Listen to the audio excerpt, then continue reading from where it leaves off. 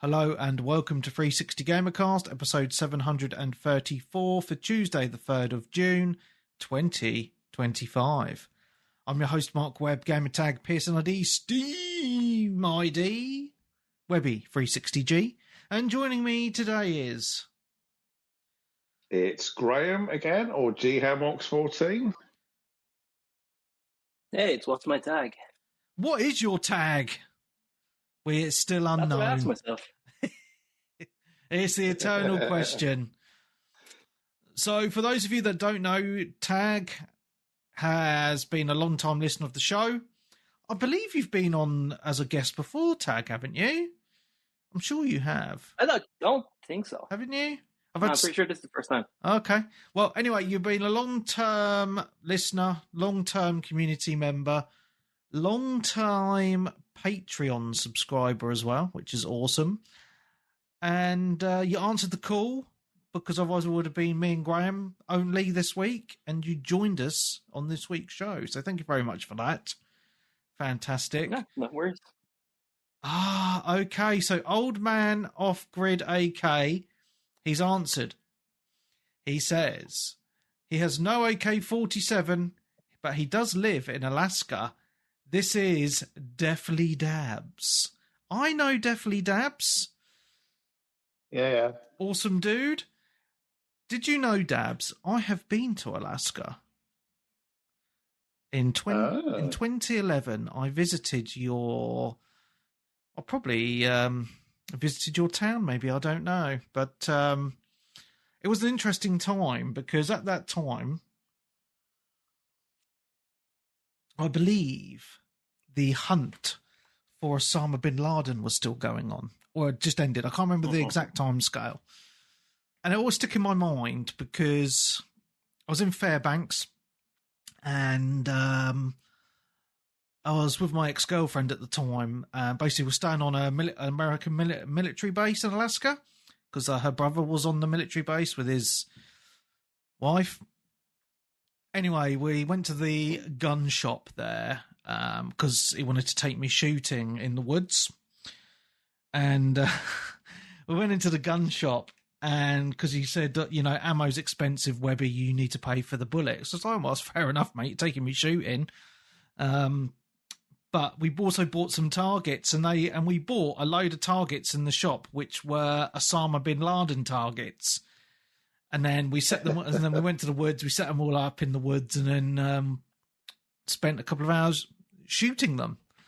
Yeah, so that was cool. And also at the time, I was really into Ice Road Truckers. Great show, and we went and visited the depot, the main kind of hub, and stuff. So yeah, it's a lovely place. Yeah.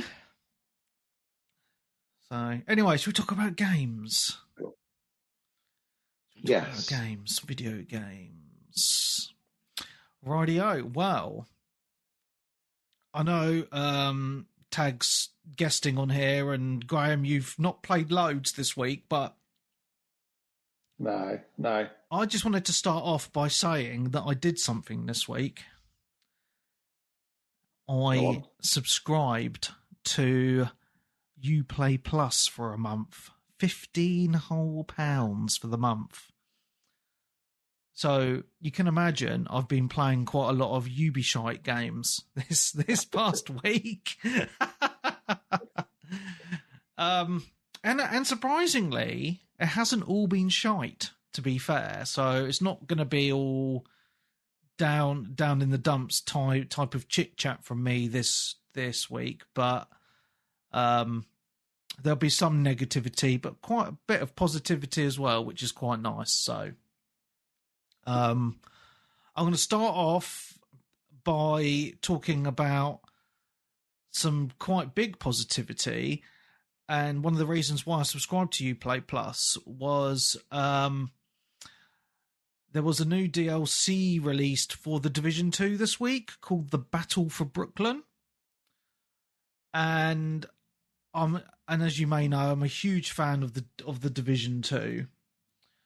And so I've been playing it this week. I actually completed the DLC.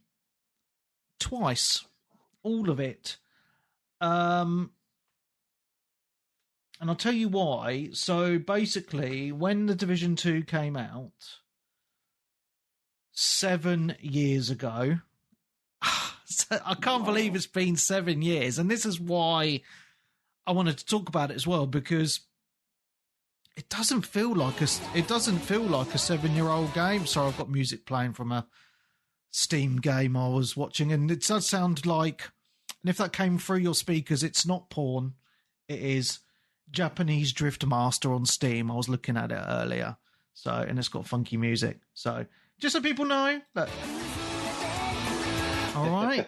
So, I just wanted to put that out there before people like going, what the fuck are you listening to? Anyway, so basically, the reason why I subscribed to Uplay Plus for the month was mainly because of this DLC. Now, the DLC's cheap. It's only like 12 quid. But when the game came out 7 years ago, still feeling old, I bought the game and rinsed it on PC. Absolutely loved it. Got a group of people. I found a group of people online and hammered it. Did one of the raids and all sorts of. I fucking love this game. Anyway, fast forward many years later. I probably was about 2 years ago now, actually. So 5 years into the game, Peebs was interested in the game, but obviously knowing Peebs at the time, he was predominantly Xbox at the time. He's a console player, and this game came out just before that kind of. That crossplay thing came out for most games. You know, it wasn't really the thing then. So there's no crossplay in this. So I said to Peeps, look, it's on a deep sale. I'll pick it up and I'll play it. I'll play through it with you because I fucking love the game. So I've played through the full game at least twice, probably 3 or 4 times now, to be fair. But I've got a character on PC and a character on Xbox. Now, the reason why I subscribe to Uplay Plus, and this is actually, I know it's more expensive than Game Pass, but it's actually not a bad deal when you think about it. Because you pay your £15 for the month and you get the ultimate edition of every of every Ubisoft game and all the DLCs. Yeah. And those games, and when you subscribe, that gives you all the games on PC and Xbox. Yeah. Which I think isn't bad, to be fair. Pretty good getting the DLC. Sorry? It's pretty good getting all the DLC with that. Yeah, because as I say, it's all of the Ultimate Editions, right? So I thought to myself, well, I know what I'm like with video games.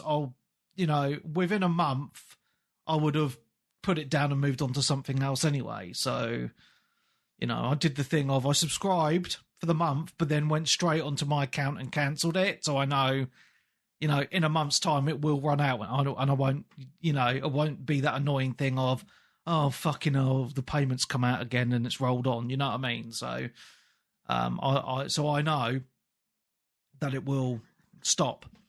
So I'm going to give a big shout out to Pudster on Xbox for playing through the campaign with me on the Xbox console. It's been really nice actually, because I haven't gamed with Pudster for a while from the community, because he plays a lot of the Division 2 anyway and a few other those kind of grindy games. The First Descendant is another one he plays a lot. So went through the campaign with him, and that was fun. And then went on and helped to Coopster from the community with it last night as well, because he just bought it. And then on PC, I started the campaign, the DLC again, a little bit on my own with randoms, but then with Turner from the community. So for those of you who don't know Turner, he's Australian, so obviously the hours kind of don't really match up too well, but we managed to get on for a couple of hours the other day and do a few missions together with his friends from his Discord community. And then last night I downloaded the Division 2 onto my Steam Deck, because you can sideload the other launchers onto the Steam Deck. So like Ubisoft Connect, EA Play, Battle.net and stuff like that. So I downloaded the Division 2 onto my Steam Deck. Runs like a dream. And did a few of the missions last night on there as well, and had a blast with it. So really digging the game again, because in the time since I've played it before, they've added a lot of extra content just on the main map, and they've done that, you know. And I know we slag off Ubisoft quite a bit for more recent games, but they do seem to look after their games for quite a long time, like keep on updating them, giving them DLC, etc. So, and the Division 2 is a really good example of that, because I say it's 7 years old. Every week, stuff changes because there's like weekly things to do, and then they have kept on updating it with DLC content throughout those years. And to think like, and you think to yourself, what company still releases DLC for a game that's 7 years old? Not many, if any at all. It's usually, if it's an MMO, then yeah, but for a normal kind of game, no, they would have moved on and done a third game by now or something. So, you know, got to give them big props for that. But also, what stands out to me with this game is, for its age as well, it looks phenomenal. It really looks stunning. Like, if this game came out next week, looking as it does now, you know, no one would bat an eyelid. Most people would be like, yeah, it's a modern game, you know? And I think that is insane. Like, the first thing I did when I loaded it up, but on both Xbox and my PC, was just like look around. Like, you know, I went into the Brooklyn DLC and I looked around in the world, and I just thought, fucking hell, this game looks stunning, you know? And it still plays really well. It's very smooth, and it's just fun, you know? It's got a cool little story going on, but I think the attraction to me is it does a lot of things right. Like, it does the co-op right. You know, if you go into a game where someone's brand new, and obviously you're like maxed out level 40 with, you know, all your other thing, you know, you've upgraded all your weapons and your watch and all the other bits and pieces, because the game has got quite a lot of upgrading things that you can do. But if you go in with, say, if Tag just bought the game today and I joined him, it levels it out, so no one's overpowered or really underpowered. You're at that kind of level together, if that makes sense. So it just makes it an enjoyable experience for both people, which is really cool. Yeah, man. So yeah, I'm really impressed with how much fun it still is. It's definitely brought a few people from the community back into the game, which is really cool to see. And this is what I'd like to see more of, like companies looking after their titles, which are very high quality, and just keep them going. So, yeah, I'm really, really impressed with the Division 2 at the minute. I'm intrigued to see if there's going to be any more DLC for this, because there's still rumours of a Division 3, but we don't know when it's coming out, how far into the dev cycle they are with the Division 3. Don't know. No clue.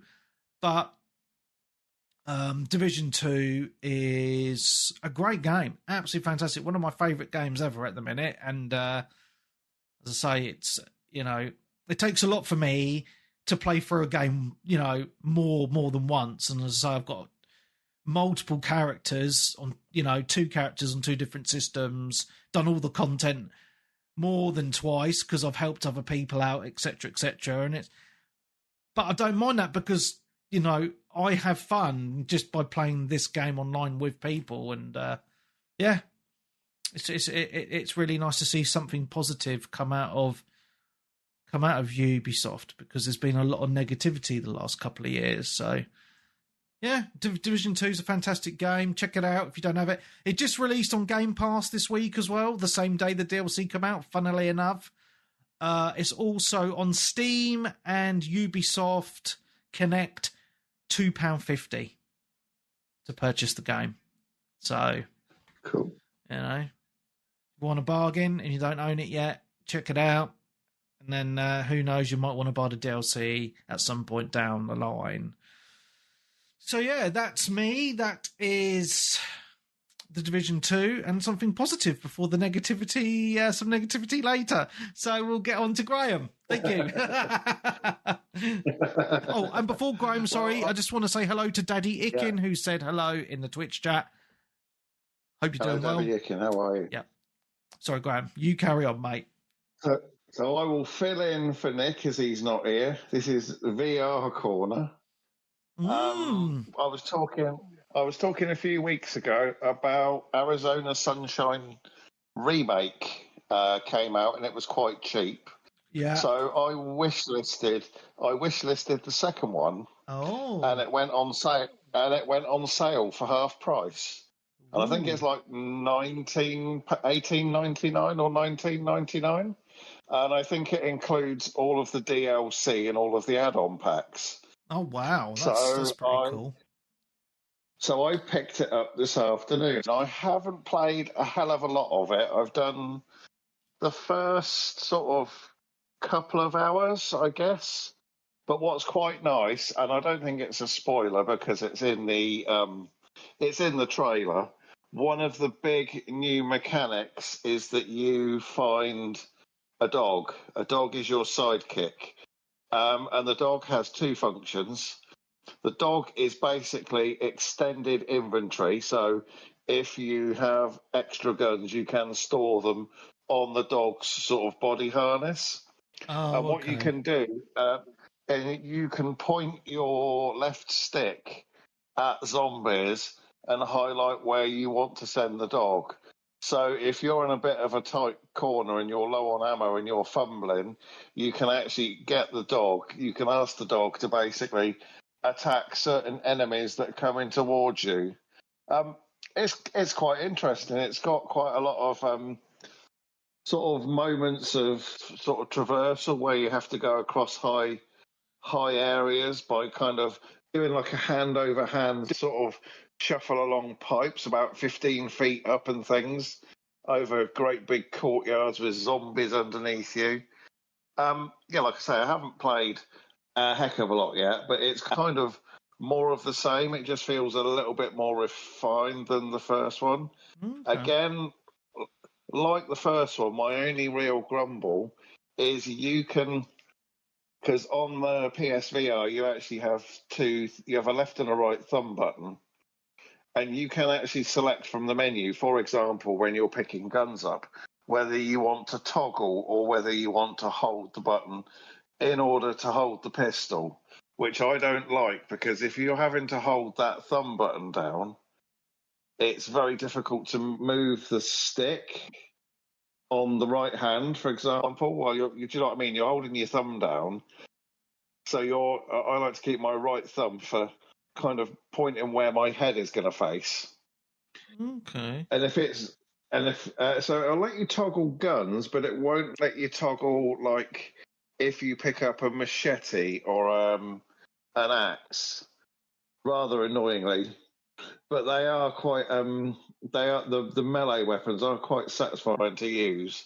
The first weapon you get is a great big, like a 10-inch machete, and you can kind of walk down corridors and just basically slice zombies in the head. And it's sort of very slightly cartoony in the way that it's styled, but it is still pretty gross. And you see, splatter and body parts and blood and stuff running down walls. It's quite gross, but no, I mean, again, it's a fairly interesting campaign. It's the same protagonist from like the first game, and the idea is I think you're holed up somewhere, and he decides that he's going to try and break out and get back to sort of civilization or get back to other humans and try and kind of get out of his sort of predicament where he's stuck. But no, for the price, it's definitely worth a look if you've got PSVR, or I'm sure it's probably out on other formats as well. But definitely worth a look. Headshotting zombies is it's just a good fun way to unwind. Really, it's kind of that power fantasy sort of game. Do you know what I mean? Yeah. Nice. Cool. But no, that's quite good. Yeah. A big hello to Mr. Jelly in the Twitch. Hope you're doing well. Nice to see you here. Tag, talk to us about a game you've been playing this week, mate. Yeah, I mean, main thing was probably Helldivers. I don't know if you've played it recently. They launched a big update like 3 or 4 weeks ago, but pretty much one of the enemies, the Illuminate, the squid-looking guys, they reached Super Earth, and they were pretty much doing a full-on invasion. And it finished like a day or two ago. But I was on that for a few hours. It was actually really cool. So they've added Super Earth to as a gameplay map. Yeah, then. They added Super Earth, and then the Illuminate reached there. Like they destroyed Mars on the way. They destroyed a few other planets. Oh wow! And pretty much like 90-something% of the player base was like just on Super Earth doing the missions, trying to defend it. Wow, that's really cool. I read they reached like 3.4 million players over the past, like, during this whole onslaught, logging on to the game to play, which is like, I think it was their biggest spike since they launched. Wow. But yeah, no, it was like it was really cool. Like they it's like their Twitter thing like just makes it like such a Starship Troopers feel. Like the super president was killed in action defending. And then at certain times, like some of the US cities were almost going to fall. So all the Chinese players hopped over to the US cities to defend them and get them back up. That's cool. But yeah, like most of the missions were mostly just like defending sites while rockets could launch and stuff. And they added like the Super Earth soldiers as well. So in almost all the missions, like there's AI soldiers fighting the Illuminate as well. And then the civilians running around trying to escape.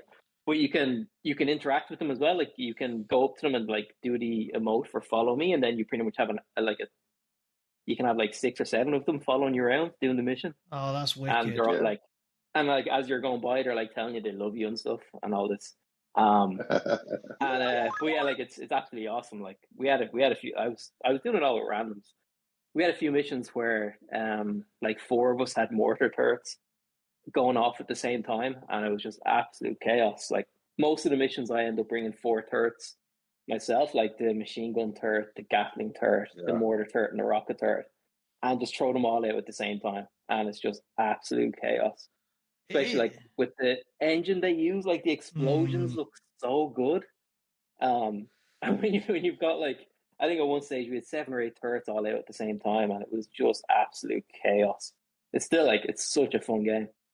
Yeah, the only thing that annoys me with Helldivers too, it's not a negative against the game because I think it's a really fun game to play, is it's my own stupidity of, I bought it on PlayStation instead of PC, and there's no, your saves don't carry across between platforms. And ideally, because at the minute on PC it's like 21 quid, which is like, you know, that's the one thing stopping me from buying it on PC as well. Yeah, it'll take 20 or 30 hours to get all your stuff back unlocked again. But I don't have PS Plus at the minute. But my thought process is, well, PS Plus is like £14 a month or whatever, off the top of my head. You know, but that I could pay that 2 months of PS Plus. I could buy the game and have change. You know what I mean? So I'm kind of in that limbo land of, I don't want to be paying for PS Plus just to play this, you know. I mean, does that make sense? You know, because what will happen is I'll end up probably playing it once or twice, and then no one will be online, and then, you know, before we know it, the month's over.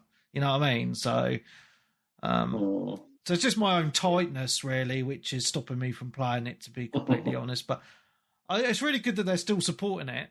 and you know, adding extra worlds and new missions and things, because that's the sort of thing that keeps people coming back.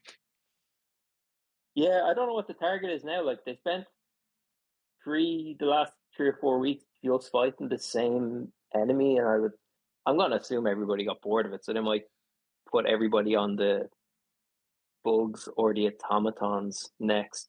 Right. But no, like it sort of felt like they closed the chapter of the first, it's out a year, Yeah. 1 or 2 years, I forget which. It feels like they closed the chapter on the first part of a trilogy or something, and then they're gonna just get everybody to like go to one of the enemy's homeworlds and try and take them out or something. But yeah, no, it was a really cool few weeks on that.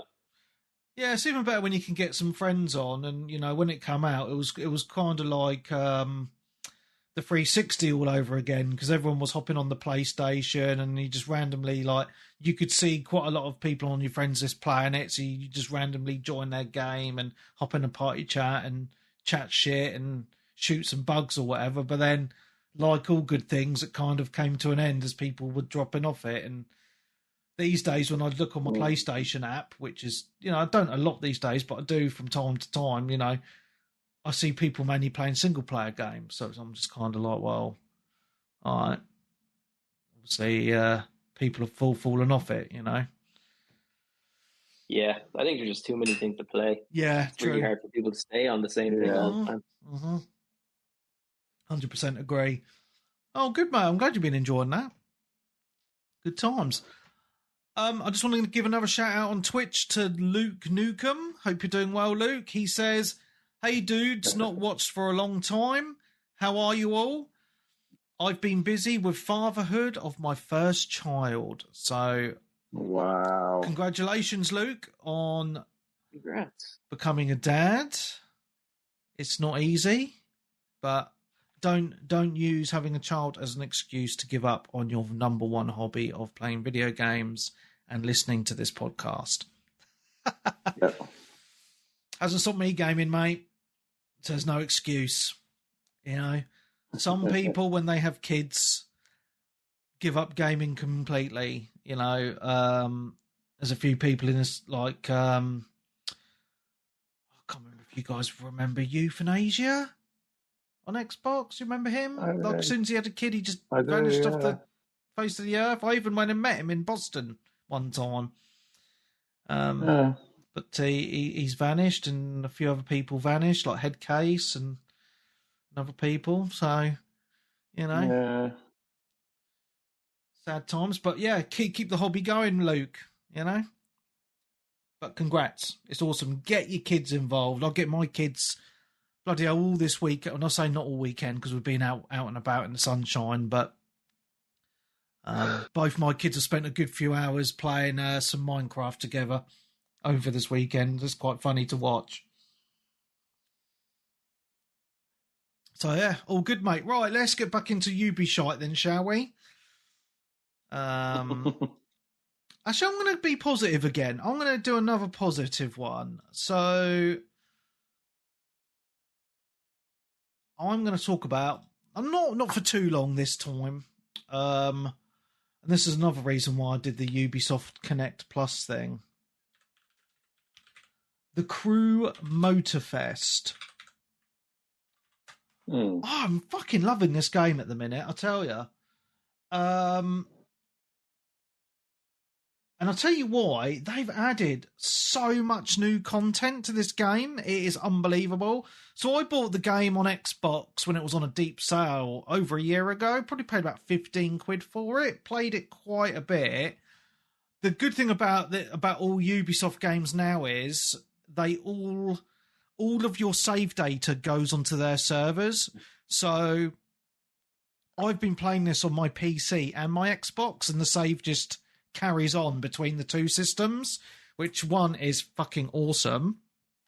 And well, actually just one, so that's just fucking awesome, right? So yeah, so for free they've added loads of new content, and so they've added a new island, Oahu. So the original Motorfest is on Hawaii Island, and then they've added Oahu Island. I don't know how to fucking pronounce it. I'm British, for fuck's sake.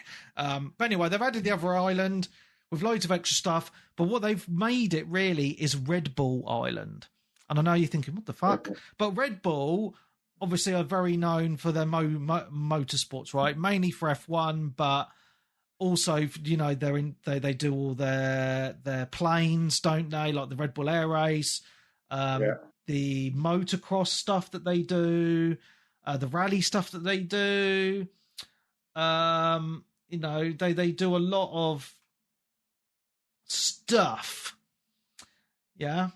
So, I'm trying to find some of this bloody. So I'm just trying to find some of this video stuff. And there we go. So anyway, so basically, so what's got me really into to back into it is a lot of it is the Red Bull stuff, because they've added like this whole Red Bull play area to the island where you can just jump in. You know, it doesn't matter what kind, but it's got like ramps and it's got a cannon and loads of balloons to fly in and out in your plane and that if you want to dick around. But then they actually have 2 Red Bull playlists on there, and they have the rallying, the dirt cross. They've got boat stuff. They've got plane stuff. They've got F1 stuff. So they mix and mash it all into the different game, into the different races. But they've got ones like they do on Top Gear, like a plane versus a car, stuff like that. And at the beginning, you choose what you want to play as, a car or a plane. And then you're racing the other one, which is obviously the AI.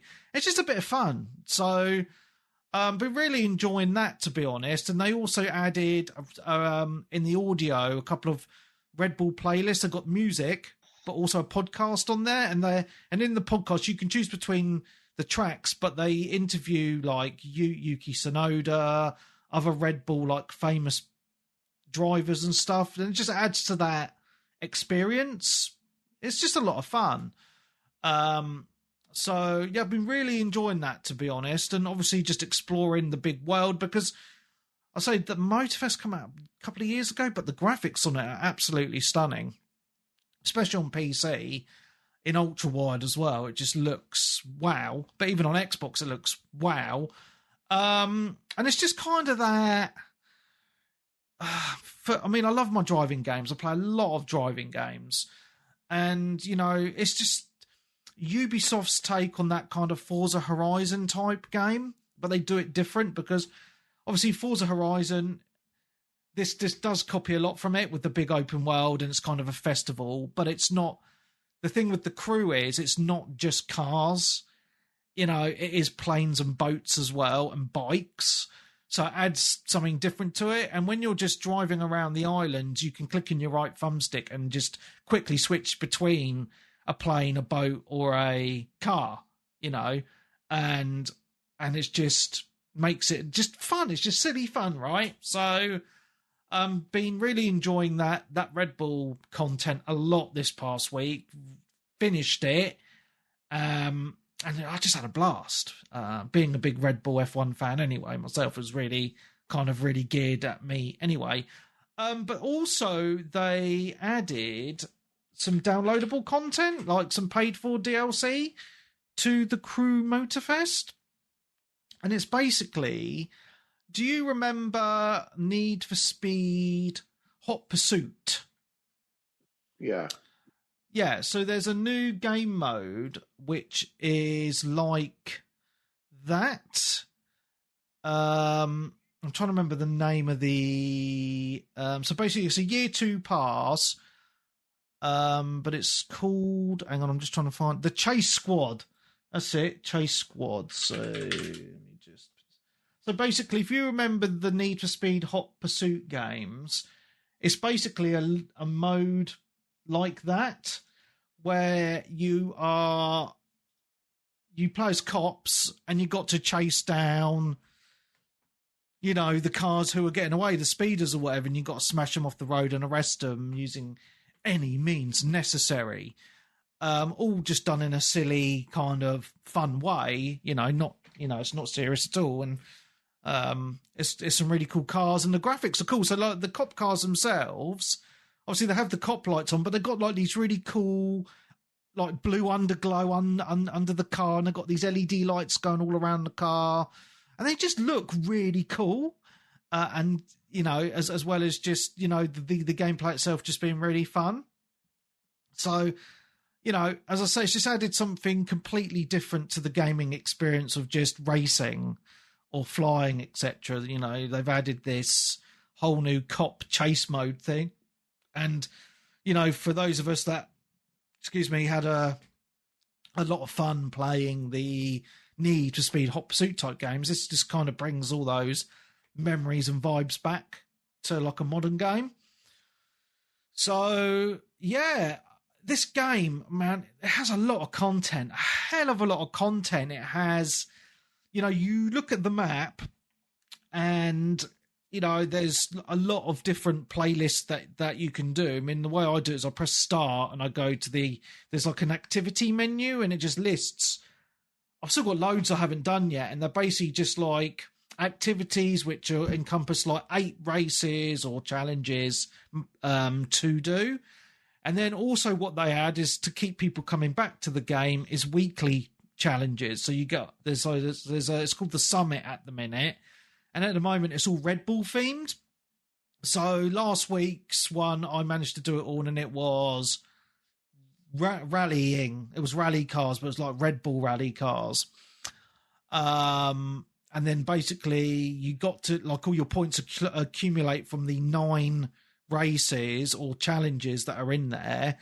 And then the more points you have, like, it splits off into tiers, and then the top tier is like a new car. So if you get into that tier for the week, you get a car, and then it goes down to like, you get XP or components for your cars, because all the cars in the game you can upgrade as well. And then this week's one is monster trucks. So there's a load of monster truck challenges and races, and a lot of those are Red Bull themed as well, and just a lot of fun. So yeah, I wouldn't. I know the crew games were never super popular, but I've always enjoyed them. You know, the crew 1 and the crew 2, I loved. I put a lot of hours into them. I thought it was just something cool that it, you know, was set in in America, and it kind of mapped out the country in a way, obviously to a much smaller scale. And with this one, it's just opened it up into that, just fun, and it's just something different to Forza Horizon. So definitely check it out. And again, that's another reason why I subscribed to the Ubisoft Plus for the month, because that gave me that Chase Squad DLC pack, you know, to play as part of that subscription as well. So out of that, I've got, you know, for that 15 quid for the month, I managed, you know, I've rinsed the Division 2 DLC twice, and all the DLC as part of that pack in the Crew Motorfest already as well. And the Crew DLC is 25 quid. So, you know, I think I've got my money's worth out of that 1 month already, without talking about the other games, which I'll be slating very shortly. So, okay. Yeah, no, it's a great game. So I just wanted to be very positive. Initially, the Division 2, amazing. The Crew Motorfest, fucking great game. But I think it goes to show, because I'm being very positive about the slightly older games from Ubisoft.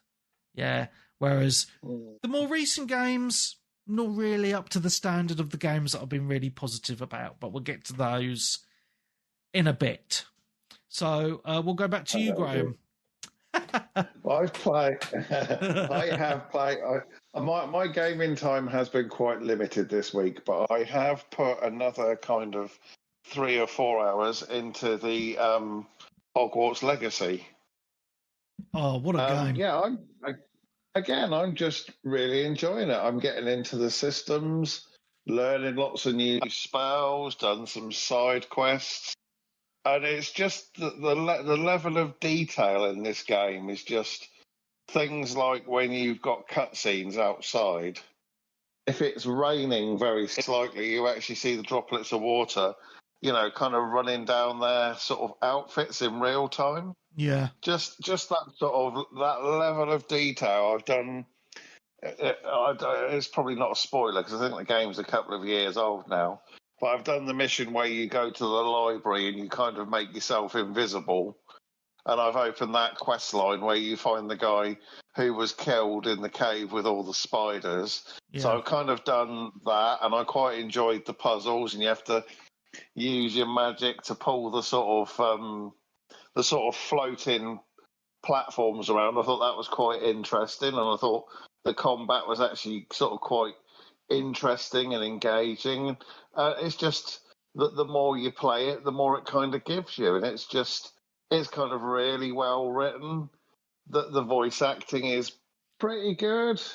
I mean, in places the sort of synchronization with the lip syncing isn't great, but I mean it's a pretty good looking game considering it was kind of I think it was it PS4 originally, wasn't it? I think, or it was last gen. Was it? I can't remember. Was it? No, it came out current gen, and then they ported it to last gen from memory. Okay. Yes, Right. I think that's right. But I mean, it's a pretty good looking game. Load times are incredibly quick. It's really well optimized. It plays well. I mean, the only thing I'd grumble about is sometimes the menus can feel a little bit kind of cumbersome, but other than that, I mean, it's things like initially I couldn't work out how to switch your active equipped spells, but you have to do it by holding the cross pad down and not by going into the menu, or at least still on the PS5, which I thought was a little bit odd, but right. once I'd worked that out, I kind of didn't have a lot of other problems, but it just felt like a really strange place to put it. But there you go, that's the design they went with. But no, and again, I'm kind of sort of sinking a little bit of time into it here and there, and it just continues to surprise me. It's not a game when it came out that I was in a rush to go out and buy or play, but now I've tried it, I'm actually sort of wishing I'd gone into it a bit earlier, you know? I think the year it came out, it was the best-selling game of the year, wasn't it, as well? Obviously, Harry Potter Yes, I think it did very well. Big following. But no, it's a great game. It's a great game. In my household, it's been completed 3 times. Nice. By 3 different people, myself, my wife, and my son. So, yeah. Yeah. No, I mean, I'm really enjoying it. I think it's got a lot going for it. Good, I'm glad. And a big thank you to Old Man Off the Grid for subscribing to the Twitch with Prime. Thank you very much. Nice. Tag, back to you, mate. All right. Yeah, I think the only other thing I've really played this week is the Precinct. I know you talked about that a few weeks ago. Great game. I ended up buying it just based off the podcast, but it's just so good, man. It's like, I mean, for anyone that doesn't know, it's like it sort of feels like an GTA where you're playing as the cops. Yeah. But it's got a real 80s feel to it, and it's got like 80s guitar when your shift finishes. It's got like, well, it's set in the really 80s. Good 80s synthwave music when it's like when you're doing chases and stuff, and it's just everything about it's just so good. Yeah, I'm like 10 hours in. I've taken down one of the crime gangs. Nice. Yeah, it's absolutely amazing. It's like I spent like an hour just doing a helicopter patrol. Yeah. And I've upgraded all of the. You've got like 4 skill trees. I've upgraded the one that lets you call in extra backups, and it's just so satisfying chasing a car in a helicopter and just call in backup after backup, and just watching the AI just try and take it down. The only thing that I find annoying is when you call in a spike strip and then the car immediately turns off and the spike strip's down the other road. Yeah. You're like, oh, for fuck's sake. Yeah, they seem to have different like AI trees and that as well. Because sometimes sometimes they'll see the spike strip and turn around. Sometimes they'll see it just go around. Like they'll drive up onto the path. Yeah. To get past it.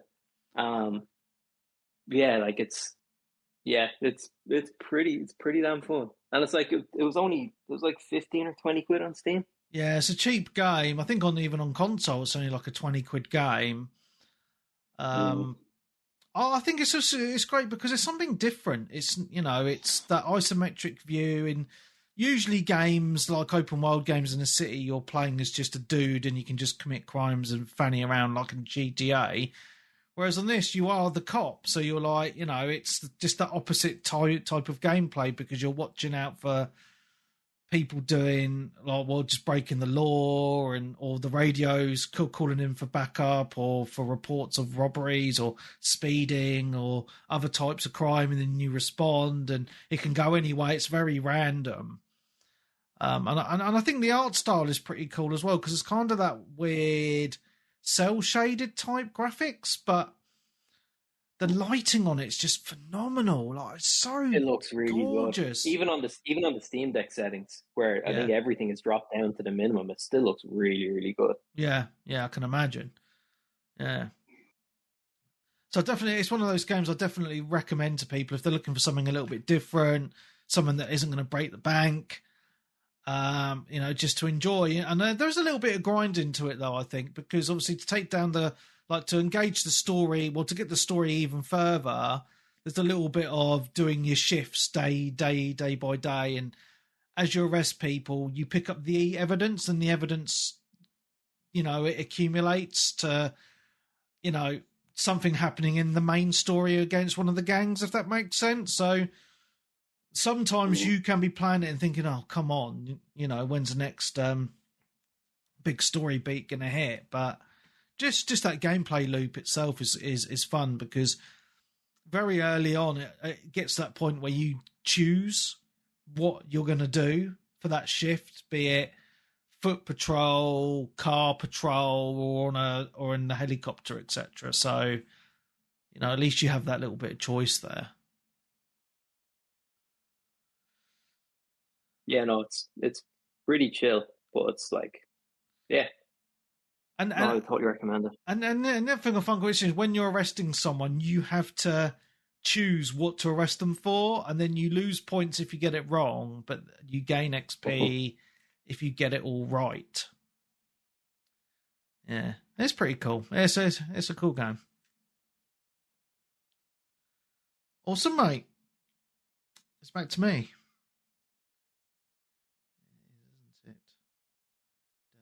I'm going to annoy. I'm probably going to piss off a few people, but I don't care.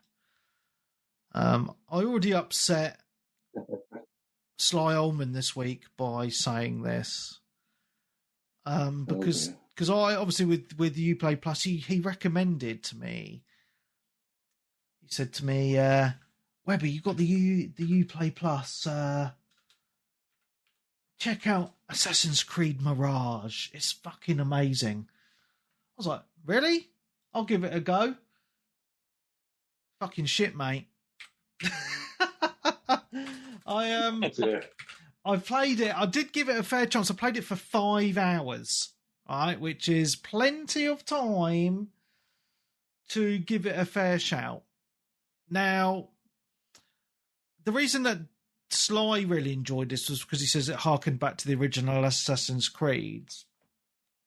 And it does do that to some degree, but I think it wasn't really the gameplay for me that I didn't enjoy, because it is kind of that being stealthy, sneaking into areas, blending in, all that jazz as we know from Assassin's Creed. It's more for me was the setting is shite. It's in Baghdad, right? So it's basically just mud fucking huts.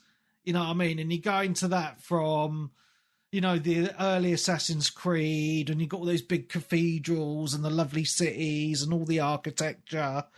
You know what I mean? And you're going from that to this, and you're like, I'm in the desert. It's mud huts and shit. It's not great. You know what I mean? So for me, that was the first thing. Secondly, graphically, I think it's very average, to be honest. I came from playing The Division to this. And remember that Division's 7 years old. This is a much newer game, and I was playing this thinking, well, The Division looks better than this. What the fuck? And then the other thing was just, I think it was just the story. I just couldn't, just was a bit bleh. And then the voice, like the lip syncing with the voices is out of sync. And also it's got this really weird thing on Xbox where with the HDR on, it looks really washed out. It just looks really weird. And I Googled this issue, and the only thing, and there was a fix to this, and the fix was, right, go into your Xbox settings, turn off HDR, load up the game so it's not on HDR, go to the graphics settings, turn the contrast up to 8, save the game, quit the game, go back to your Xbox settings, turn HDR back on, then when you load the game, that contrast setting will be saved, but then the HDR won't look as washed out. And I was like, what the fuck? You shouldn't have to fanny around like this on a console game. This is the sort of shit I expect from a PC. So I was just like, look, I'll give it some time. So I played it for 5 hours, and I was just like, and I felt, and the reason I deleted it was just because I felt like I was just forcing myself to play it, just because I had the subscription to Ubisoft. I was like, I'm not enjoying myself. I'm just going to fucking delete it. So that's a big from me, and it's a shame because I've always really enjoyed the Assassin's Creed games up to a point. I felt Valhalla, even though it was enjoyable, was just too big. And I think they went the opposite with this. They made it a very small game because basically the only area is Baghdad, and there's a tiny little bit around on the outside, and that's it. So it's a very small game. I did read online it only takes about 15 hours to finish. So it's about a quarter of a way through, really. Well, a third through. But no, I just wanted to give it a go, just to see what it was like, because obviously Elliot had recommended it. But unfortunately, it just wasn't for me. And I know other people think it's great, and if you enjoy it, you enjoy it. It's your own thing, right? But not a Webby game. And no, before you ask, I have not installed or tried Assassin's Creed Shadows. So, and I won't be because no. But Mirage, big thumbs down from Webby. And I did have a look actually on the reviews, and it is one of the lowest rated Assassin's Creed games as well. So I'm not the only person. So that's a little bit of a negative, but on the positive, I got to try it, right? Without having to buy it. So, at least I can say that as a positive. But that is it. So, yeah, back to you, Graham. Well, I haven't really played a hell of a lot more, really. I've done the odd bit of Balatro here and there, but other than that, not really sort of played anything big other than Harry Potter and Arizona Sunshine over the last week, really. Oh, I'm afraid to say. That's all good, mate. It's all good when you have limited time in our lives. Well, especially me this week. I tell you, I've been out like every night this week. Mate, what does it feel like to have a social life? Because I have no idea. I don't know. I think it's overrated. This whole going out is rubbish. The graphics are shit. Well, it's really weird. I was thinking about this earlier, and I was just going off topic a little bit. And my children are, they're still very young, 7 and 5. And I was thinking about this yesterday because Peebs had his kids very young. Me and Peebs are a similar age. He's only a few years older than me. And his kids have grown up. He's got 3 kids. They've grown up and moved out now. So his kind of life is own. And this weekend, he was in London on a party boat on the Thames. And I was thinking to myself, fucking hell, how different are our lives? Because, I was doing shit like that in my 20s. And now, I struggle to stay up past 10 o'clock at night because my bloody kids are up at 6 o'clock in the morning, and I'm doing stuff with, my weekends revolve around doing stuff with the family, with the kids, right? But obviously Peeps doesn't have that anymore, and he's like out partying and stuff like that. And I think, fucking hell, how different are our lives? You know, because when the podcast started, 18 years ago, obviously his kids still at home and he couldn't really get out as much, and et cetera, et cetera. And the same with Colin a little bit as well, because Colin's kids are older now and they don't do as much, and he's out and about and gaming less anyway. He's out and doing stuff on the weekends like biking and things like that, skiing. And it just like, I was just thinking like how people's lives change over time, like in gaming, like because we all know each other online, we all have our own personal lives and stuff, but how time moves on and people's lives change and we get into different things or different hobbies or whatever. It's just, I don't know. It just got me thinking. I don't know why. I just found it quite interesting. Just thinking about that. Yeah, absolutely. Yeah, because I look at Colin. Go on. So sorry. I mean, it does always change, and like for example, my kids are now. Well, my two are 16 and 18, so my sort of days of running around after them are kind of over. Although things have changed between me and my other half as well. So again, that sort of changes things. It's just that I'm sort of out on my own, if you like, and it just happened to be a week where I got invited out for about 3 evenings, and I do a quiz one night a week, and I do I meet the girls for dinner one night a week and stuff like that. And it's sort of been one of those weeks where it's all lined up. And every night I've been doing something. Yeah. So gaming time's been sadly all eaten up by other stuff. Yeah, man. I was just going to say just a minute ago, it was like Colin's interest. He's I love him to bits. But he's interesting because he still does from time to time game a lot, but he only plays Call of Duty. Yeah. That is literally it. Yeah. Because he just wants to jump on and have some fun. Like gaming for him isn't his primary hobby anymore. It's cycling and things and reading. He's got really into reading as well. Cool. But just interesting how we all change over time and things move on, etc. Yeah, that's the way it goes. Yeah. Anyway, Tag, talk to me. Played anything else?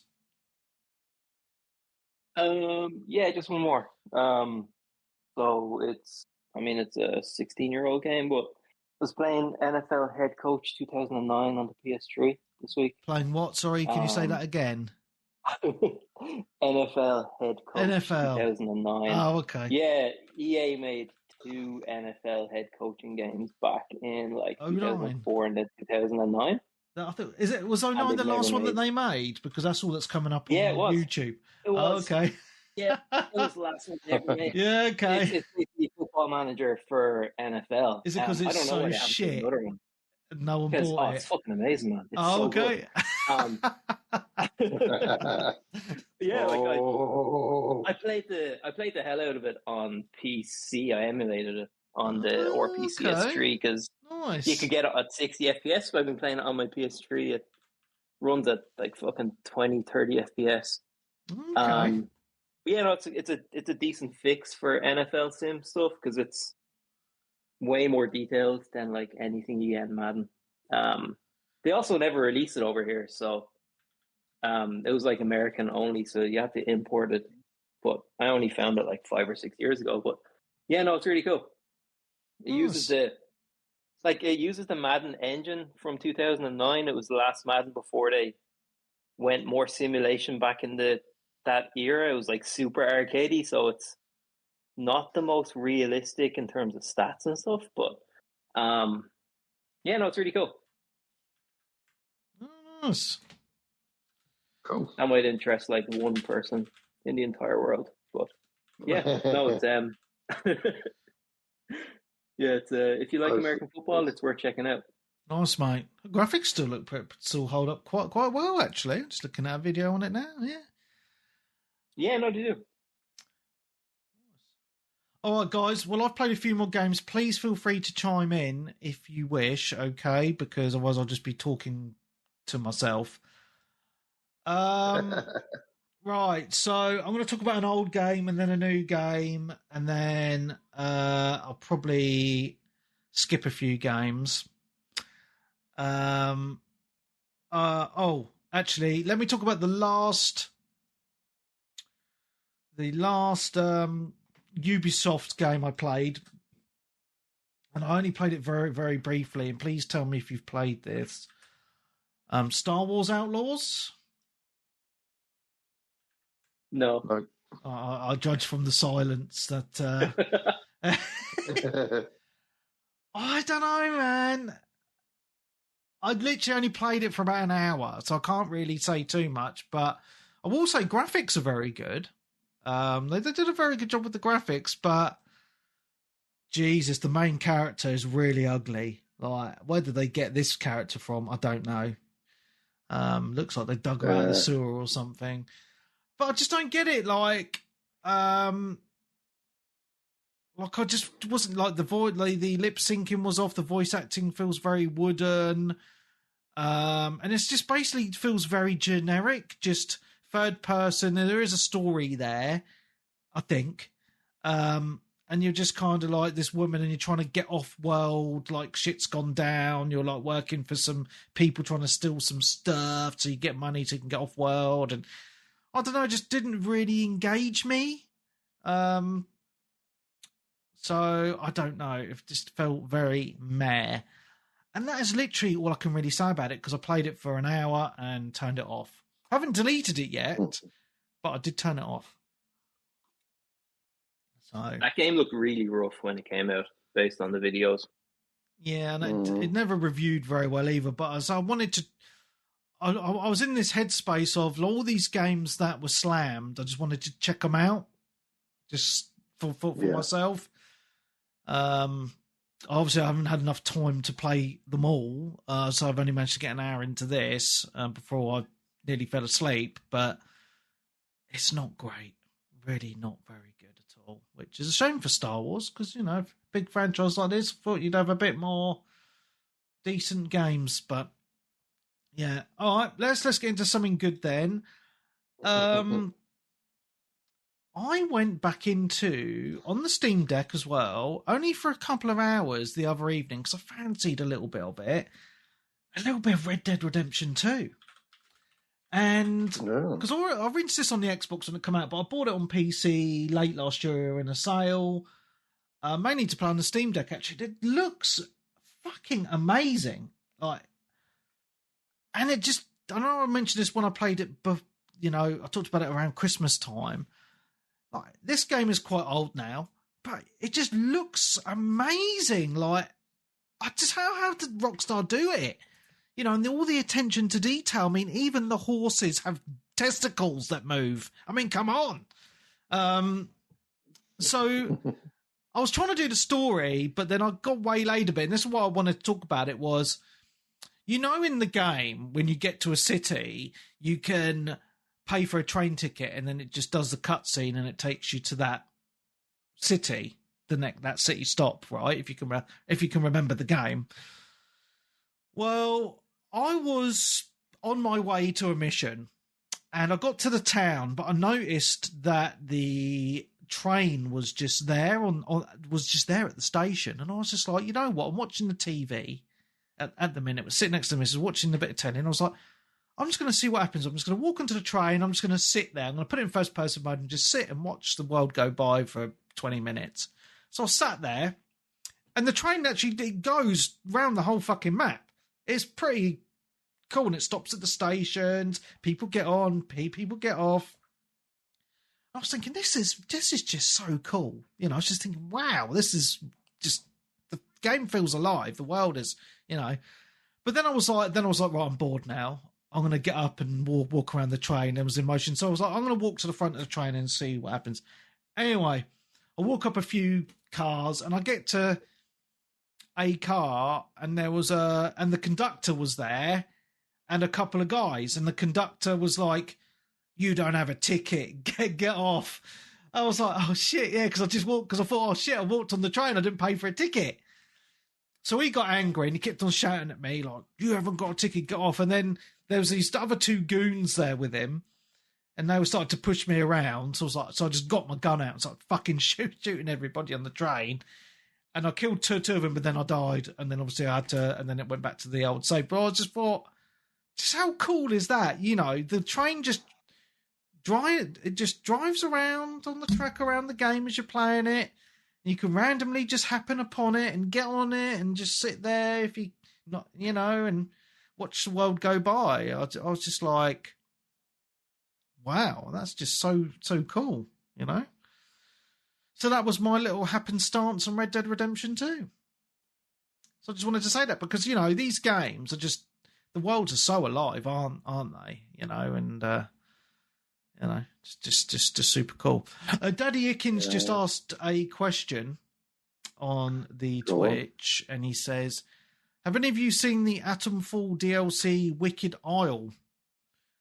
The trailer is out on Tuesday. Oh no, it's out on Tuesday. There is a trailer apparently." No, I haven't. I have not. No, I haven't, and I haven't played the game. I wasn't a big fan of the game, but other people liked it, so it's just a me thing again. Yeah. Graphics look good on this trailer, though. I'm just watching it now, actually.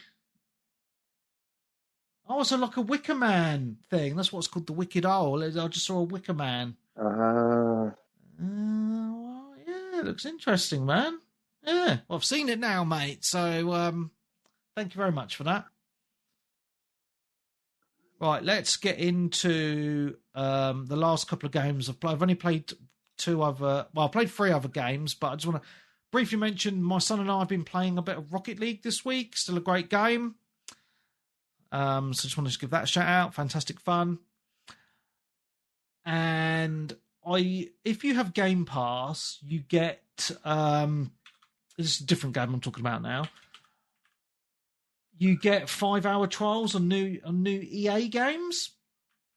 So Formula 1 2025 came out this week. And I have to say, my very early initial impression was, what's the fucking difference between this and 24? But to be fair, I didn't really play a hell of a lot of 24. Not loads. Because I usually wait for these games to come out on Game Pass, because with about 8 months, they usually hit Game Pass. We're normally around every January.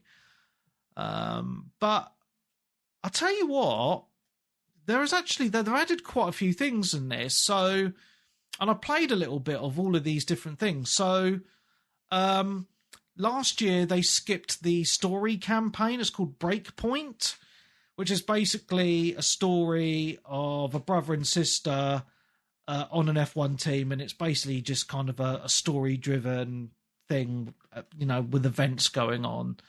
It loses a point for me for being a bit woke, because women don't drive in F1, so what the F?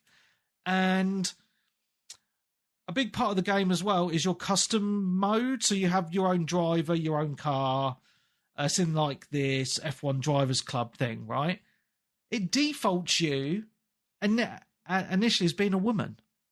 But it's an F1 game aimed at blokes, really. I mean, what the fuck? I don't get that. But anyway, aside from that, graphics are wow. Old man off the grid with his AK-47 is going to work.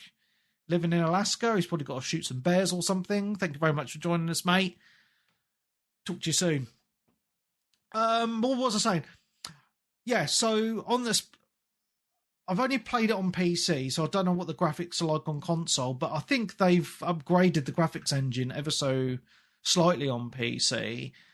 They've added a lot of ray tracing options. I don't have the graphical power to have all of those on, but just the basics.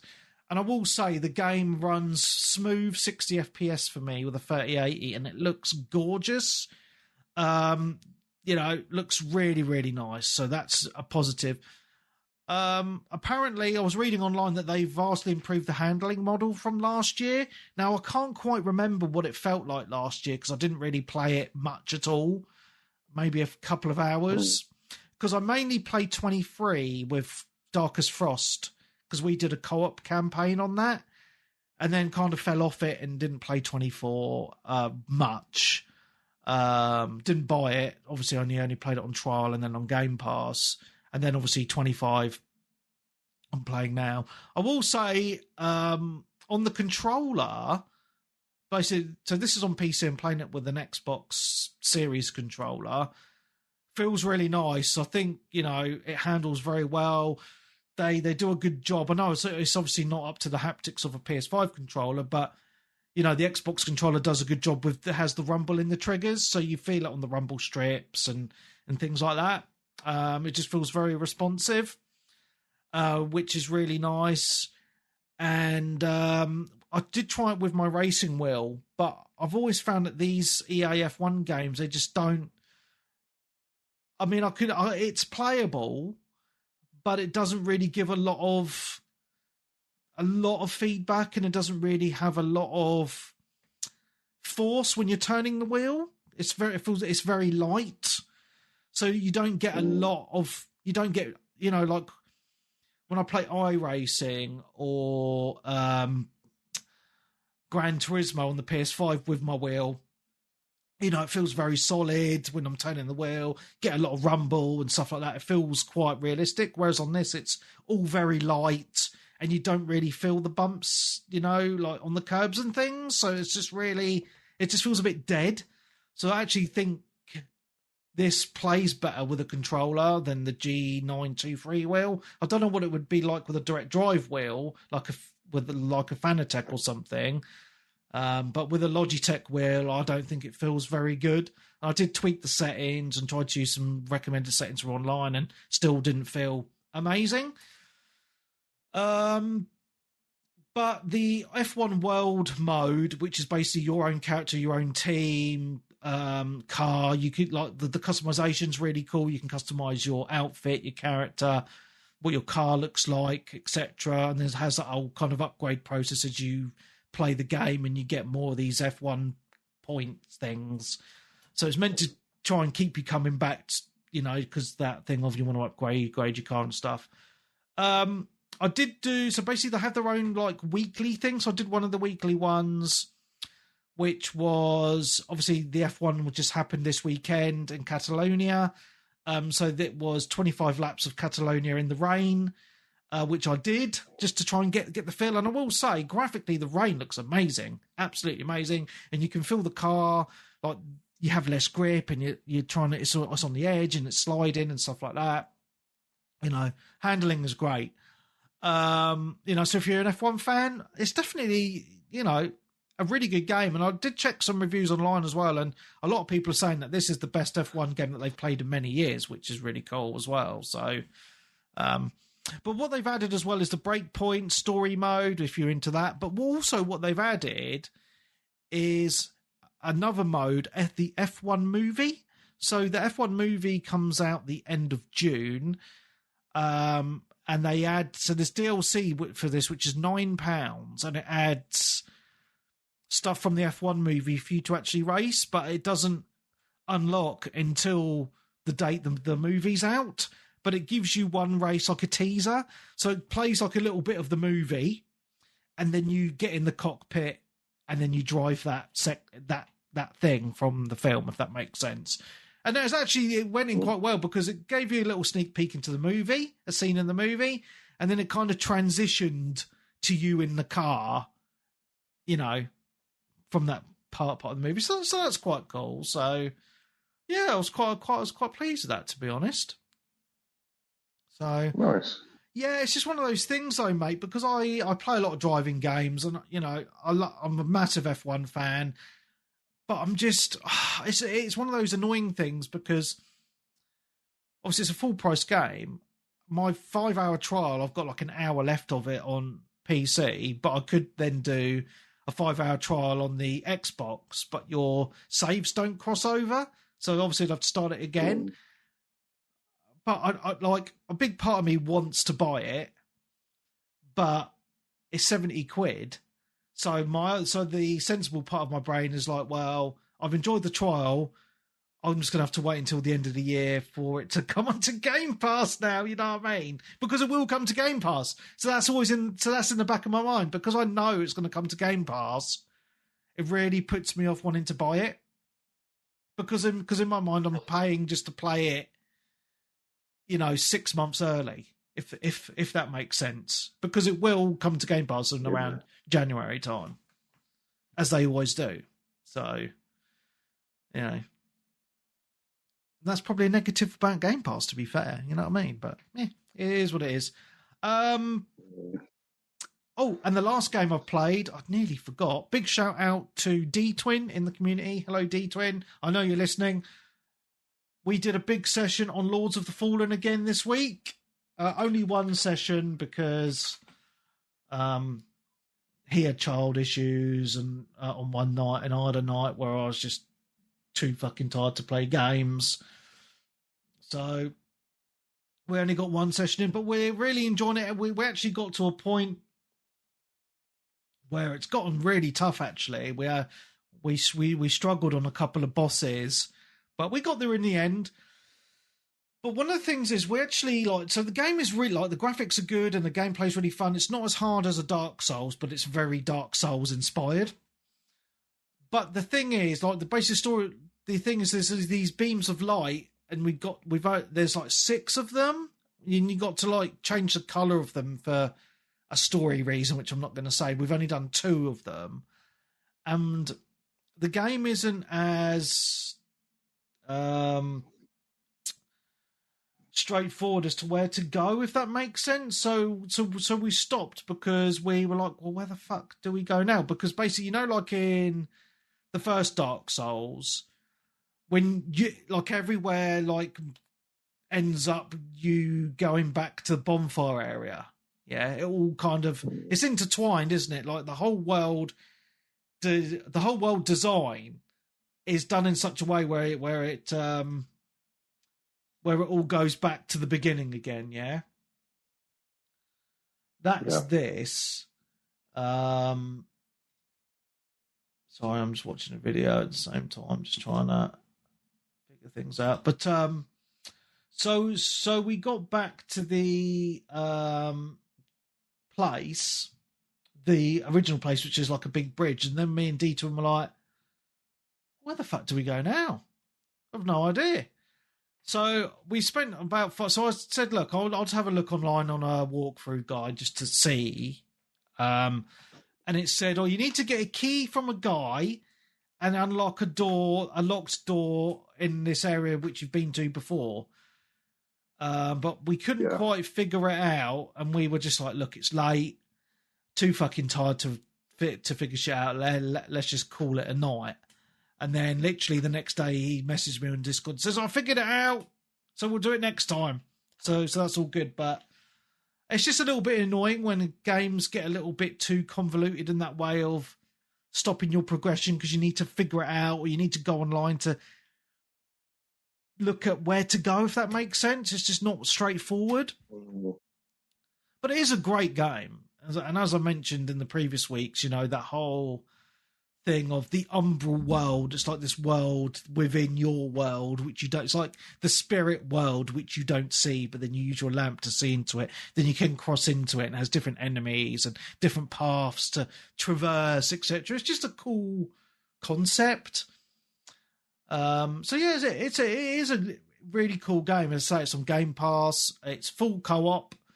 You play the whole game in co-op. There's no pulling people in just for bosses or anything like in Dark Souls. It's full co-op. And it's just a really fun game, apart from that complication that I mentioned earlier, figuring out where the fuck to go. Because even in some areas, you get a little bit turned around or lost. Where the fuck are we going? Don't know. Let's figure this out. But no, it is an enjoyable experience. And that's all I've played. I told you I played a lot, Graham. Yeah, there you go. Nice. Right, news then. have a look. There's been a tiny bit of news. Go for it. Hang on, let me just get rid of this. Because I've been saving it all through the week, so I've forgotten where we are. Oh, yeah, so there was a little bit of news a little while ago. I think we'd mentioned it, that Xbox were thinking about bringing out their own handheld device. Well, Yes. there's more news come out saying that Xbox have put their own handheld device, their official handheld device, on hold for an unforeseen amount of time. But what else I've read, though, is they're more kind of trying to push third parties, because you think of like ROG with the ROG Ally, there's a kind of an Xbox type version of that coming out with an Xbox button on it, because basically those had like the PC handheld space. It's just you've either got your Steam Deck, which is SteamOS, or you have like a ROG, which is Windows. So it's basically you can play Xbox games on that anyway, because you just download the Game Pass app, the Xbox app on PC, and play it like that. Oh. So I think that's kind of what they're trying to move towards, if that makes sense in my mind. That's what I think they're kind of more aiming for. But there was a few other rumours that they are more looking at their own handheld next gen instead. Doing like kind of a switch, maybe, but having two different consoles, like a handheld that you can dock, and or a more powerful main console. So, yeah. That was an interesting bit of news. Anyway. Yeah, you'd prefer if they'd actually make their own one. Yeah. It would actually feel like an Xbox instead of just something to play Xbox on. Yeah, because I think if they did a kind of their own system, it would be kind of like its own dashboard, if that makes sense, like an Xbox dashboard. So it'd be like its own ecosystem. Whereas Windows is very clunky at the best of times, right? So for the non-technical person, something that's more easy to use, like a Steam Deck, would be more preferable, I would say. Yes, 100%. Yeah. Yeah. All right, let's move on. I didn't know about this because I haven't played Call of Duty for fucking ages. But apparently there's been a new Call of Duty update this past week or two. There is now adverts in Call of Duty in Warzone. What? So basically there is actual adverts in the loadout section of the game or something. And people are moaning, obviously, because they either paid for the game or got it on Game Pass or whatever, but it's making it feel like a mobile game, because mobile games are full of adverts. But I think, like, stepping back for a moment, because I was thinking about this a little bit when I saw the bit of news. I don't know if you guys agree with me with this or not, but what people forget is Warzone is a free-to-play game. You don't need to pay for any other version of COD to play Warzone. It's just a free-to-play download on all systems. So they want to maximise the amount of money that they make from Warzone, like a mobile free-to-play game, because it is a free-to-play game. So they make money from skins, like for your characters or your guns, and now adverts. But I think it is naughty, but sometimes you need to step back and think about the other things about it. But on this article as well, it is saying that the adverts are also in Black Ops 6, which you do pay for, which I think is really naughty. So, yeah. That's crazy. Was it always a free-to-play, or did it come... I thought it came packaged with Black Ops 3? Well, Warzone? Yeah. No, Warzone's always been free. It's its own standalone thing. Yeah. Which is free to play. Yeah. I think it is. It does get confusing though, because what Call of Duty's done now is it's all in one hub. So you've got the Call of Duty kind of hub program, so to speak, and then then within that it's got Modern Warfare, Black Ops, and Warzone, and then you choose what you want to install within there. You know, you manage all the files. You know, so it's gone a bit clunky, but yeah, man, that's fucking adverts in games, man. That's crazy shit. Okay. What's this one? Oh, yes.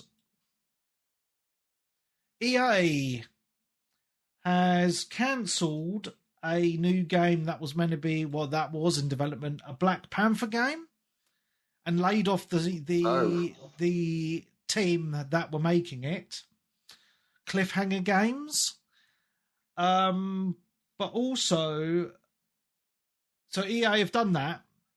So they've cancelled the Black Panther game, laid off the whole dev team at Cliffhanger Games who are making it.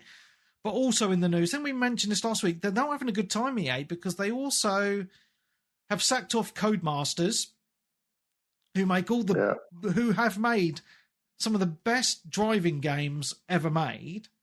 Yeah. And they also, they make the F1 games every year. So what the fuck's going to happen to that next year? I don't know. So they've shut down Cody. So not going to make any more WRC games or anything. Sacked most of the staff or moved some staff to other teams within EA. So there seems to be a lot of restructuring going on there. And from what I've read is EA are now only going to focus on a few franchises, and that's it. That's all they're going to be.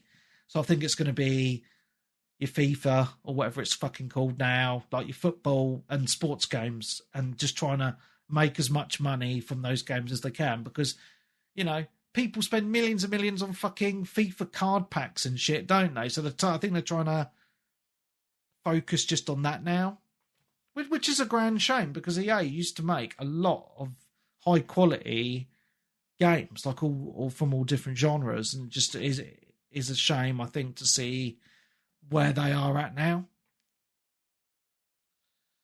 Yeah. So, yeah. That Black Panther game as well was supposed to have an evolution of the Nemesis system that they used in the shit. What were those Warner Brother games called? Oh, whichever one of them had the Nemesis system. Oh, the Mordor games, was it? Yeah, Shadow Mordor. It was supposed to have an evolution of that system, which right. hasn't appeared since those games. It would have been really cool to see how that turned out. All right, so can I just read this little paragraph out? It says, so these cuts come off the heels of multiple other rounds of layoffs and cancellations at EA over the last few years, especially in 2025. Just last month, EA laid off 300 people, including 100 at Respawn, while cancelling an in-development Titanfall game and another project. Earlier this year as well, they restructured BioWare so they moved people and laid off a load more. Last year, EA laid off 670 people. And the year before that, laid off 50 more people in BioWare. So they've laid off a lot of people. Around 1,000-ish people just in the last few years. So, wow. Yeah, it's a lot. It's a lot of people. So, yeah, it's not good, man. It's not good at all. I mean, have they tried to stop buying fucking studios to shut them down? Wow. That's it, isn't it? I mean, I used to talk about them doing that a lot during the 360 era, And it looks like Microsoft is doing that a lot as well, aren't they?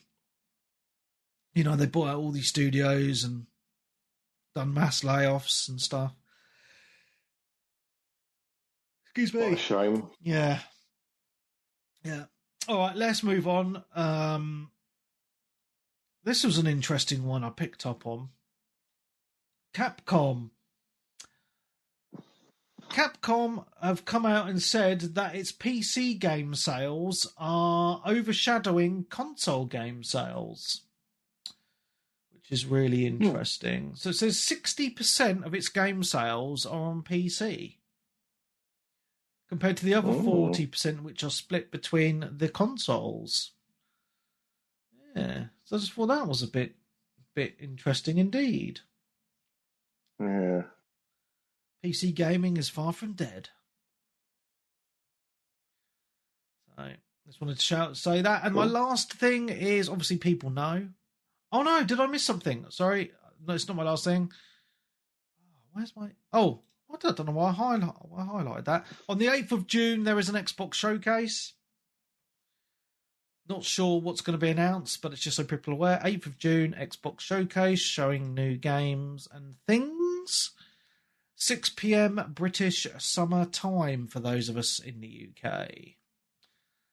And my last bit of, not news, but just to make people aware, if they've forgotten, the Switch 2's out this week. I'm not buying one. But I believe Darren is buying one, and so is Sly Vesta Almond. Darren is still in Japan at the moment. But I think he's getting one.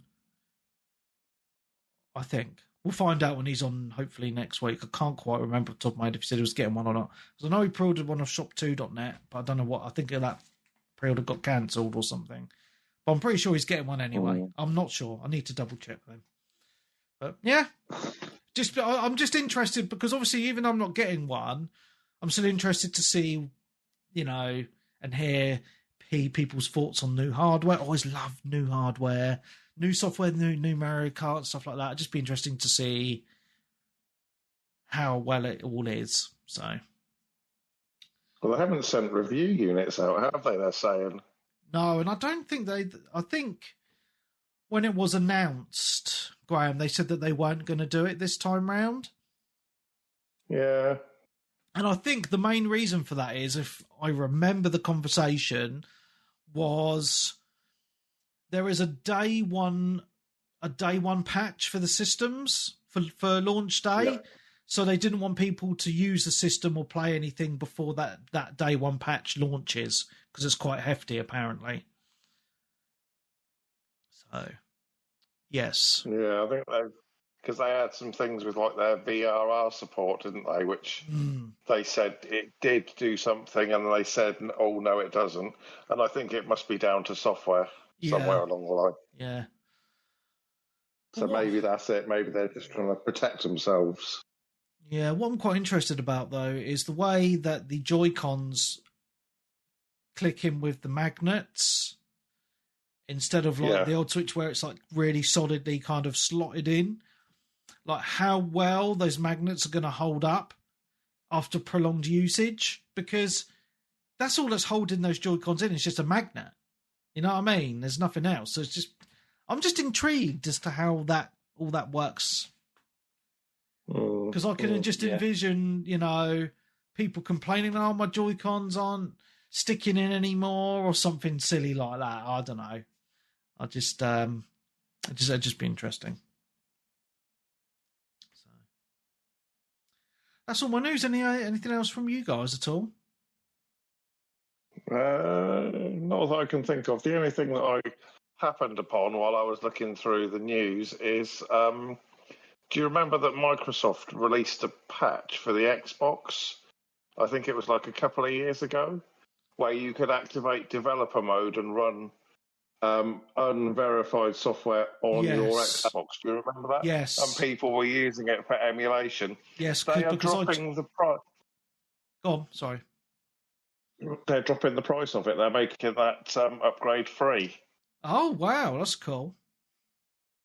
So I don't know whether that is kind of behind the scenes to kind of encourage third-party development for Microsoft, or whether they're just kind of opening the system up and trying to get some people on there. I don't know, but they're basically they're making that particular upgrade is now free of charge, or it will be free of charge, I think, soon. That's interesting, because do you remember when there was a small period in time when you didn't need the developer mode to do that? And I did it. Yeah. and I put some emulators on my Series S, and they worked great, and then it got disabled, and you couldn't do it anymore. And I think the Series S is the perfect little emulation machine because it's small, it's cheap, it's powerful. What a little thing to use, you know? It's great. Sounds perfect. Yeah. Yeah. Oh, it's awesome. So mate. there we go. So if anybody's interested in that kind of homebrew emulation, then now's the time to look into it, maybe. Yeah, that's awesome. That is super cool. Can't see Sony ever doing anything like that, but there you go. No.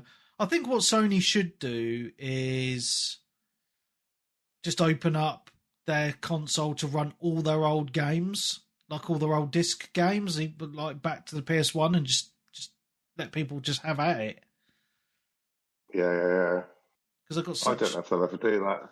No, they won't, and it's a shame because I've got such a good library of classic games. Hundreds of games that they could put on there, you know, but they just won't. And that's why that original PS3 is so sought after. Yes. The George Foreman special. Yeah. Yeah. Because that had the PS2 and the PS1 and back compat, and then to save money, they took out the PS2 emulation because all hardware emulation, wasn't it? You know? So, yeah, shame. What a shame, yeah. No, that's it. Yeah, that's it. Okay, I forgot to ask for any questions this week as well, so there's no questions at all on the Discord because I've had a busy weekend, man. Been very busy. Yes, so. So, yes, so I'm guessing that's the end, unless anyone's got any question on the Twitch at all. See, Dougster's literally just joined and we're ending. Hello, Dougster. Do you have a question before we end, or does anyone else have a question? As I can see, there's a few people in the chat. Daddy Ickins there, no. Mr. Jelly. If not, I'm going to end. What am I watching? I'm not watching anything. I'm podcasting, mate. That's from Daddy Ickin. I'll tell you what, though. TV show-wise, I think that's what he was asking. Me and the missus got into kind of an old TV show recently called House, the medical thing. That's quite good. Yeah, we've been really enjoying that. So that's kind of our thing at the minute. That Hugh Laurie, isn't it? Hugh Laurie? I don't know actors' names. I just fucking watch the shows. English actor, isn't he?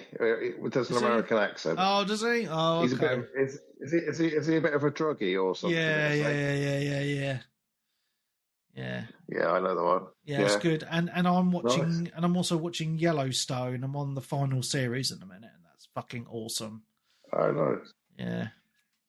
So, and I'll tell you what I haven't watched is there was that movie of what's it face game came out recently. What the fuck? Until Dawn. The Until Dawn movie came out not that long ago, and I've not watched it yet. So I'm gonna try and watch that this week to talk about in next week's podcast because it'll be interesting. Well, like I said, a couple of weeks ago, I watched that Borderlands movie because it was on Amazon Prime. Yeah. And it was okay, but I think a lot of people have said the casting was not the best. No, honestly, no, and I do like to watch like movies or TV shows set from video games. Like Until Dawn, the movie's been panned a little bit, but I want to watch it for myself to see. Yeah. I have point blank refused to watch season 2 of The Last of Us because it looks fucking shit. I watched the first. It's had a lot of yeah, it has had a lot of panning, but controversy, I think. Yeah. It's had a lot of like they've been talking about like how they're rewriting like critical parts of the story as well. Apparently so. Not just it sounds like they don't even know what their plan is for the story.